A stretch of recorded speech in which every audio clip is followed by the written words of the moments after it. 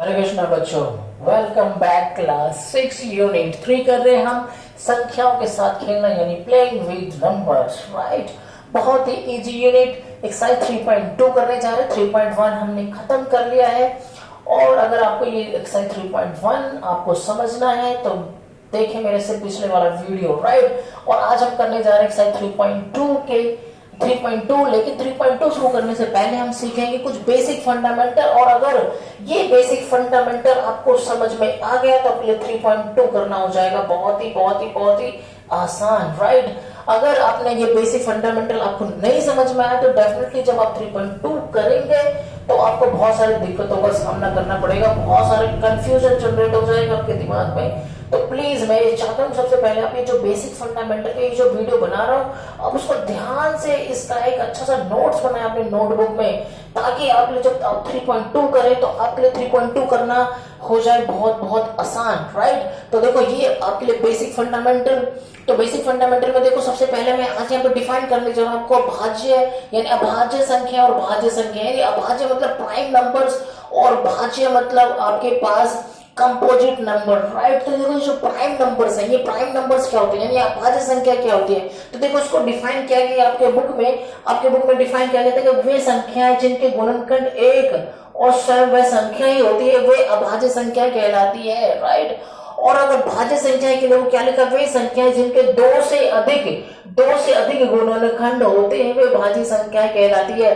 तो मुझे पता है कि जब मैंने ये अभी डेफिनेशन पढ़ा तो आपको कुछ भी नहीं समझ में आया होगा और आया हुआ थोड़ा समझ में आया। तो इसलिए मैं आपको समझाने जा रहा हूँ एक अच्छे एग्जाम्पल के साथ। और जब ये एग्जाम्पल आपके दिमाग में जाएगा तो आपको सब कुछ समझ में आ जाएगा, राइट। तो यहाँ पे एग्जाम्पल लेते हैं, जैसे सपोज इन दोनों बातों को समझने के लिए भाज्य संख्या और अभाज्य संख्या।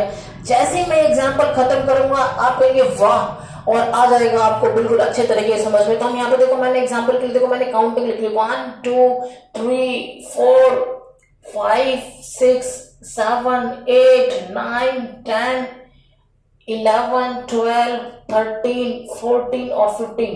और इसमें से हम छाटेंगे इसमें से हम छाटेंगे भाज्य और अभाज्य संख्याओं को, राइट। तो देखो यहाँ पर हम क्या करते हैं, देखो मैं जिसमें राउंड करने जा रहा हूँ वो कहलाएगा आपके पास अभाज्य संख्या, राइट। यानी सर्कल का मतलब अभाज्य संख्या और जो सर्कल में नहीं होगा वो होगा आपके पास भाज्य संख्या, राइट। तो मैंने सर्कल किया किसके ऊपर, 2 के ऊपर। 2 क्या भाज्य संख्या है, राइट। अभी देखो अभी मैं सर्कल कर रहा हूँ 3 भी क्या है भाज्य संख्या। फिर मैं आपको जो डिफाइन किया है मैंने डिफाइन डेफिनेशन के माध्यम से समझाऊंगा तो आपको बिल्कुल अच्छे तरीके से समझ में आ जाएगा। 2 3 5 ये भाज्य संख्याएं होती है। और अगर मैं बात करूं 7 ये भी क्या होती है, भाज्य संख्याएं होती है, राइट। मतलब अभाज्य संख्या, राइट। ये 2 3 5 7 ये अभाज्य संख्याएं। और अगर मैं बात करूं 11 ये भी अभाज्य संख्या होती है। 13 ये क्या होती है, अभाज्य संख्याएं होती है, राइट। तो यानी 1 से लेकर 15 तक आपका अभाज्य संख्या 1 2 3 4 5 और 6 संख्याएं आपको मिल गई अभाज्य। तो अब देखो जो अभाज्य संख्या मैंने जो सर्कल किया है और इसको मैं डेफिनेशन के हिसाब से मैं आपको समझाने का प्रयास करता हूं, राइट। देखो डेफिनेशन क्या बोला, देखते हैं वे संख्या जिनके गुणनखंड 1 और स्वयं होता है। देखो गुणनखंड का मतलब मैं 2 को पकड़ा है, 2 अभाज्य संख्या है। अब देखो इसका दो को कौन कौन भाग कर सकता है, तो यानी 1 भाग करेगा और 2 स्वयं इसको भाग करेगा, 2 स्वयं 1 भाग करेगा। देखो तो अब ये सोच रहे हो ये 1 की बात क्यों नहीं कर रहा, 1 की बात में आपको ये जो नीचे नोट्स लिखा है तब मैं आपको समझाऊंगा ये 1 क्या चीज है, ठीक है। तो मैं अभी जो मैं सर्कल किया मैंने उसके ऊपर आपको ध्यान देना है। तो देखो यहाँ पे दो क्या है, 2 जिनके गुणनखंड 1 और स्वयं होता है। देखो 1 है और वो खुद इसको भाग करता है। पर मैंने अगर मान लो 3 का मैंने एग्जांपल है तो 3 को भी क्या करता है, 1 या तो भाग करेगा या तो स्वयं इसको भाग करेगा, 3 खुद उसको भाग कर सकता है, राइट। ऐसे मैंने 5 लिया तो 5 को भी देखो या तो 1 इसे भाग करेगा तो स्वयं इसको भाग करेगा। 7 यानी ये देखा जाए तो 1 इसे भाग करेगा तो स्वयं 7 इसको भाग करेगा। 11 लोग तो 11 को क्या करेगा, वो कहते 1 भाग करेगा तो स्वयं इसको वो भाग करेगा। और 13 भी अगर आप देखो तो 1 भाग करेगा या तो स्वयं 13 इसको भाग करेगा। तो जो ऐसी संख्या देखो परिभाषा के अनुसार जो 1 और स्वयं वह संख्या मतलब जिनके गुणनखंड, ये जो गुणनखंड है 1 हो या तो स्वयं वो संख्या, गुणनखंड का मतलब जो उसको भाग करने वाला हो, तो वो ऐसी संख्या क्या कहलाती है, यानी ऐसी संख्या अभाज्य संख्या कहलाती है। और अभाज्य संख्या केवल 2 गुणनखंड होते हैं, केवल 2 गुणनखंड, राइट। और अब अगर मैं बात करूं कि जो सर्कल जिनमें मैंने सर्कल नहीं किया वो सारी संख्या कहलाती है भाज्य संख्याएं, राइट। देखो भाज्य संख्या क्या है, तो भाज्य संख्याएं के लिए जो आपके पास परिभाषा दी गई है वो ये दी गई है कि वे संख्याएं जिनके 2 से अधिक गुणनखंड होते हैं, कितने, 2 से अधिक गुणनखंड होते हैं। तो देखो यहाँ पे 2 से अधिक गुणनखंड, देखो मैं यहाँ पे देखो एक की बात मैं बाद में करूंगा, यहाँ पे 2 3 और यह बिना सर्कल का है आपके पास 4। तो देखो 4 को अगर मैं ध्यान दो तो देखो 1 भी इसको भाग करेगा, 2 भी भाग करेगा और 4 भी भाग करेगा। तो 2 से अधिक गुणन, कितने गुणनखंड है, 1 2 3, 3 गुणनखंड है इसके। तो ये इसलिए ये संख्या क्या है, भाज्य संख्या है। ऐसे अगर मैं 6 ले लूं, देखो 6 को कौन कौन भाग कर सकता है, 1 भाग करेगा, और देखो यहाँ पे इसको 2 भी भाग करेगा, इसको 3 भी भाग करेगा, इसको 4, इसको 6 भी भाग करेगा। यानी देखो ये जो 6 है वो 1 से भाग हो रहा है, 2 से भाग हो रहा है, 3 से भाग हो रहा है, 6 से भाग हो रहा है। तो इसके 4 गुणनखंड है। अगर ये 4 का 2 से ज्यादा गुणनखंड हुए इसके, तो ऐसी संख्या क्या कहलाती है, भाज्य संख्या कहलाती है। वन मोर एग्जाम्पल अगर मैं बात करूं 8 की, देखो 8 को कौन 1 भी भाग कर रहा है, 2 भी भाग कर रहा है, 4 भी भाग कर रहा है और 8 स्वयं इसको भाग कर रहा है। तो देखो इसके 4 गुणनखंड है। तो यानी कहने का मतलब ये हुआ कि और बाकी जो सर्कल नहीं है आप उसको भी लेके देख सकते हो। 15 ले लो, 15 को अगर आप ध्यान दो तो 1 भी भाग कर रहा है इसको, 3 भी भाग करेगा इसको, 5 भी भाग करेगा इसको, और स्वयं देखा जाए तो उसको 15 भी भाग करेगा, राइट। तो यानी ऐसी संख्याएं जिनके 2 से ज्यादा गुणनखंड होते हैं वो संख्याएं भाज्य संख्याएं कहलाती है। भाज्य संख्याएं मतलब आपका कंपोजिट नंबर्स कहलाती है, राइट। तो यानी आई होप कि आपको ये बात बिल्कुल अच्छे तरीके से समझ में आई कि जिसके सिर्फ केवल 2 गुणनखंड हो, एक और स्वयं अभाज्य संख्या है, जिसके 2 से ज्यादा गुणनखंड हो भाज्य संख्या है, राइट। अभाज्य को देखो बोले जाते हैं प्राइम नंबर्स। आपको याद रखना है, आपको क्या रखना है, ये प्राइम नंबर्स बोले जाते हैं, राइट। और जो ये जो भाज्य संख्या वो क्या है आपके लिए, कंपोजिट नंबर्स, राइट। तो कंपोजिट नंबर, तो ये भी आपको ये ध्यान रखना है। कई बच्चे बहुत से होते जो अंग्रेजी भाषा से ज्यादा संबंध रखते हैं, इसलिए मैं इसको थोड़ा बीच में कहीं पर उसको इंग्लिश में भी लिख देता हूँ, राइट। तो ये देखो आपको यार क्लियर होगा भाज्य और अभाज्य संख्या के बारे में, बिल्कुल मेरे ख्याल से बिल्कुल क्लियर होगा। लेकिन और इसमें समझने वाली बात क्या है, इसमें जो कुछ मैंने नोट्स लिखा हुआ नीचे देखो, इन संख्या में देखो मैंने लिखा 1 के बारे में मैंने कुछ नहीं बोला था। अब मैं सोच रहा हूँ यार ये 15 तक में आपने यहाँ से शुरू किया, 1 के बारे में कुछ आप नहीं बोल रहे। तो देखो 1 के बारे में आपको नोट क्या बनाना है, 1 ना तो अभाज्य संख्या होती है ना ही भाज्य। अगर आपसे कॉम्पिटिशन एग्जाम में आपके टीचर्स या किसी क्वेश्चन पेपर आपसे पूछा जाए 1 क्या है, तो आप 1 को ना तो भाज्य कैटेगरी में रखना है आपको, ना अभाज्य कैटेगरी, ना तो ये कंपोजिट नंबर होता है ना प्राइम नंबर होता है, राइट। तो इस बात को आपको ध्यान रखना है। और दूसरी सबसे इंपॉर्टेंट बात, 2 सबसे छोटी अभाज्य संख्या है। सबसे छोटी अभाज्य संख्या क्या होती है, 2 होती है।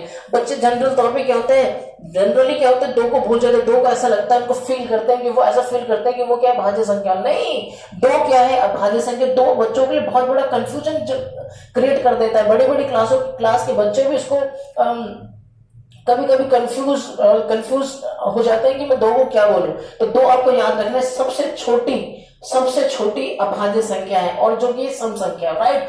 और हम बात करते हैं अब यहाँ पे, अगर मैं थर्ड पॉइंट की बात करूं, सम संख्या है। सम संख्या यानी सम संख्याओं को बोला जाता है, आपको पता होना चाहिए, इवन नंबर्स। क्या है आपके पास, इवन नंबर्स, राइट। तो इवन नंबर्स है आपके पास। इवन नंबर्स के लिए जो डेफिनेशन लिखा है मैंने, देखो क्या लिखा हुआ है, कहते हैं वह संख्या जिनके इकाई के स्थान पर, देखो जनरल तौर पे क्या होता है बच्चों को पता है सम संख्या का मतलब क्या है।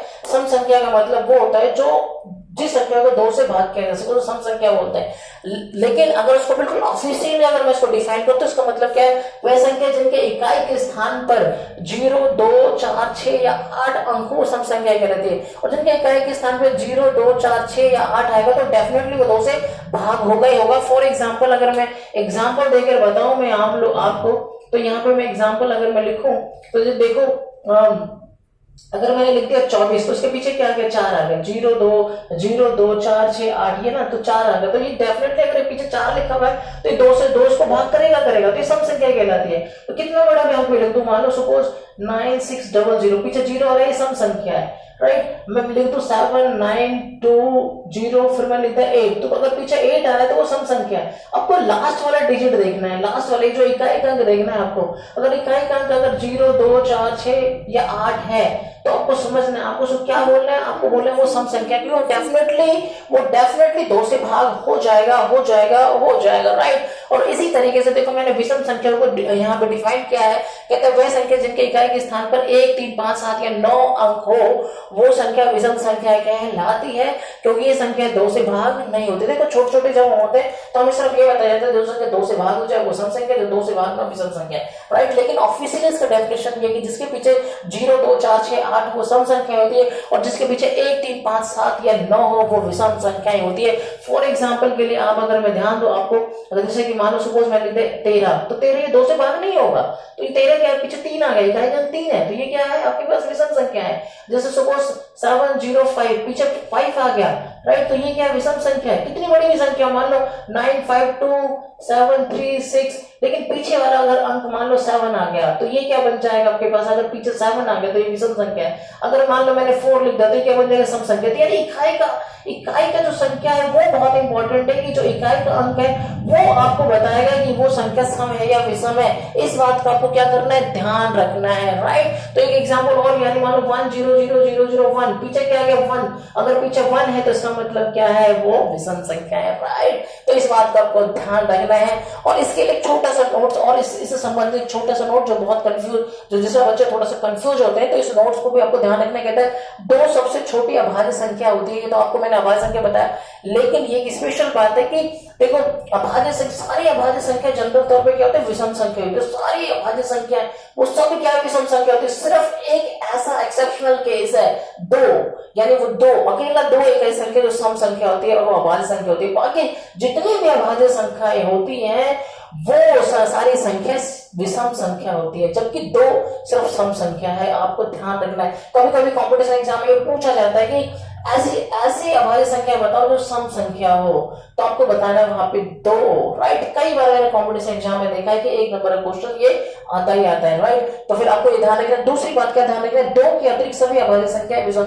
अगर 2 को छोड़ दिया जाए तो जब भी कोई भी अभाज्य संख्या आप लोगे वो सारी अभाज्य संख्या क्या होती है, विषम संख्या होती है, राइट। तो इस तरीके से आप यहाँ देखते हैं कि अगर आपको ये अभाज्य संख्या, भाज्य संख्या, सम संख्या, विषम संख्या और ये जो छोटे छोटे ये जो 2 नोट्स, अगर आप इसको अच्छे तरीके से अपने नोटबुक में नोट कर लो, क्योंकि अगर आपने इसे नोट कर लिया और आप इसको समझ गए और आपके दिमाग बिल्कुल ये फिट हो गए, तो आपके लिए एनसीईआरटी का एक्सरसाइज 3.2 करना क्या हो जाएगा, बहुत ही आसान हो जाएगा, राइट। और बहुत सारे कॉम्पिटिशन एग्जाम में भी छोटे छोटे क्वेश्चंस आपके इनमें से पूछे जाते हैं। उन एग्जाम्स को क्रैक करने के लिए भी ये नोट्स आपके लिए बहुत ही लाभकारी होगा, राइट। तो आई होप ये वीडियो आपको बहुत अच्छा लगा होगा। अगर अच्छा लगा तो मैं आपसे बार रिक्वेस्ट करता हूँ कि प्लीज आप अपने दोस्तों को जिनसे आप बहुत प्यार करते हैं उनको शेयर करो, ताकि जब आप शेयर करेंगे तो सही एक गिफ्ट मिलेगा। वहाँ ये 3.1 मेरे को भी समझ में आ गया, राइट। तो ये उनके लिए गिफ्ट होगा, उनको शेयर करो। और अगर आपने अभी तक इस मेरे चैनल को सब्सक्राइब नहीं किया तो सब्सक्राइब ही कर लो, ताकि आपको मिलता रहे नए वीडियो और आपको अगले एक्सरसाइज, ताकि आपका मैथ में इंटरेस्ट बना रहे और बन जाओ मैथ में एक्सपर्ट। Thank you.